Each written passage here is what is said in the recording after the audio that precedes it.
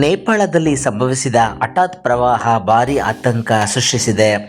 ಈ ಪ್ರಭಾವದ ನಡುವೆ ಕರ್ನಾಟಕದ 13 ಮಂದಿ ಸಂಕಷ್ಟಕ್ಕೆ ಸಿಲುಕಿರುವ ಮಾಹಿತಿ ಇದೀಗ ಲಭ್ಯವಾಗಿದೆ. ವಿಶೇಷವೆಂದರೆ ಈ 13 ಮಂದಿಯಲ್ಲಿ ಬೆಂಗಳೂರಿನ 11 ಮಂದಿ, ಮೈಸೂರು ಜಿಲ್ಲೆಯ ಒಬ್ಬರು ಹಾಗೂ ಧಾರವಾಡ ಜಿಲ್ಲೆಯ ಒಬ್ಬರು ಸೇರಿದ್ದಾರೆ. ಬೆಂಗಳೂರು ಸೇರಿದಂತೆ ಕರ್ನಾಟಕದ ವಿವಿಧ ಭಾಗಗಳಿಂದ ನೇಪಾಳ ಮತ್ತು ಟಿಬೆಟ್ ಪ್ರದೇಶಗಳಿಗೆ ತೆರಳಿದ್ದ ಪ್ರವಾಸಿಗರು ಇದೀಗ ಪ್ರವಾಹದ ಪರಿಣಾಮ ಸಂಕಷ್ಟಕ್ಕೆ ಸಿಲುಕಿದ್ದಾರೆ. ರಾಜ್ಯ ತುರ್ತು ಕಾರ್ಯಾಚರಣೆ ಕೇಂದ್ರವಾದ SEOC ನೇಪಾಳ ಮತ್ತು ಟಿಬೆಟ್ ಸ್ವಾಯತ್ತ ಪ್ರದೇಶದಲ್ಲಿ ಸಿಲುಕಿರುವ ಕರ್ನಾಟಕದವರ ಮಾಹಿತಿಯನ್ನು ಸಂಗ್ರಹಿಸಿದೆ.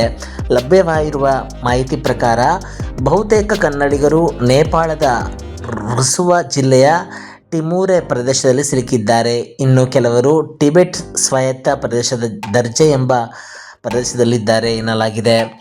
ನೇಪಾಳ ಟಿಬೆಟ್ ಗಡಿ ಭಾಗದಲ್ಲಿ ಸಂಭವಿಸಿದ ಆಕಸ್ಮಿಕ ಪ್ರವಾಹದಿಂದ ಹಲವು ಪ್ರದೇಶಗಳಲ್ಲಿ ರಸ್ತೆ ಸಂಪರ್ಕ ಹಾಗೂ ಸಂಚಾರ ವ್ಯವಸ್ಥೆ ಅಸ್ತವ್ಯಸ್ತಗೊಂಡಿದೆ.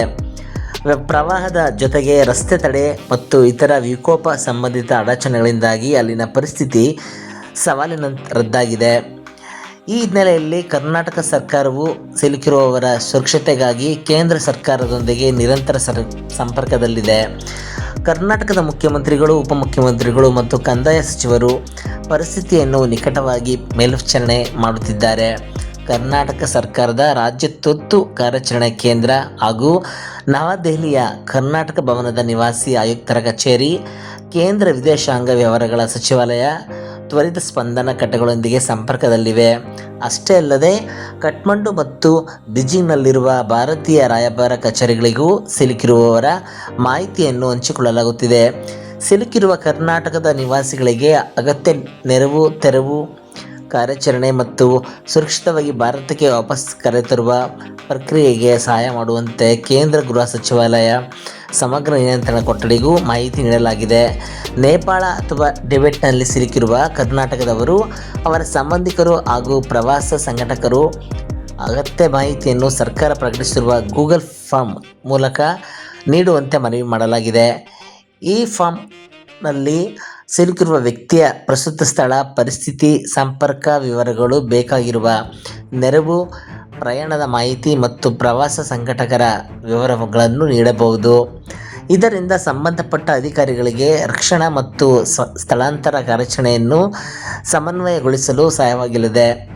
ಈ ನಡುವೆ ಪ್ರವಾಹ ಪೀಡಿತ ಪ್ರದೇಶಗಳಲ್ಲಿ ಇರುವ ಕರ್ನಾಟಕದವರು ತಮ್ಮ ಸುರಕ್ಷತೆಗೆ ಹೆಚ್ಚಿನ ಆದ್ಯತೆ ನೀಡಬೇಕು ಎಂದು ಸರ್ಕಾರ ಸಲಹೆ ನೀಡಿದೆ. ಆಡಳಿತ ಹಾಗೂ ಭಾರತೀಯ ರಾಯಭಾರ ಕಚೇರಿಗಳು ನೀಡುವ ಸೂಚನೆಗಳನ್ನು ಪಾಲಿಸಬೇಕು. ಹಾನಿಗೊಳಗಾದ ರಸ್ತೆಗಳು ಅಥವಾ ಅಪಾಯಕಾರಿ ಮಾರ್ಗಗಳಲ್ಲಿ ಅಧಿಕಾರಿಗಳ ಅನುಮತಿ ಇಲ್ಲದೆ ಪ್ರಯಾಣಿಸಬಾರದು ಎಂದು ಸೂಚಿಸಲಾಗಿದೆ. ಸದ್ಯಕ್ಕೆ ಕರ್ನಾಟಕದ 13 ಮಂದಿ ಸಿಲುಕಿರುವ ಮಾಹಿತಿ ಲಭ್ಯವಾಗಿದ್ದು, ಅವರ ಸುರಕ್ಷತೆಗಾಗಿ ರಾಜ್ಯ ಮತ್ತು ಕೇಂದ್ರ ಸರ್ಕಾರ ಮಟ್ಟದಲ್ಲಿ ಸಮನ್ವಯ ಕಾರ್ಯ ನಡೆಯುತ್ತಿದೆ. ಮುಂದಿನ ದಿನಗಳಲ್ಲಿ ಸಿಲುಕಿರುವವರ ರಕ್ಷಣೆ ಹಾಗೂ ಸುರಕ್ಷಿತ ವಾಪಸಾತಿ ಕುರಿತು ಮತ್ತಷ್ಟು ಮಾಹಿತಿ ಲಭ್ಯವಾಗುವ ಸಾಧ್ಯತೆ ಇದೆ.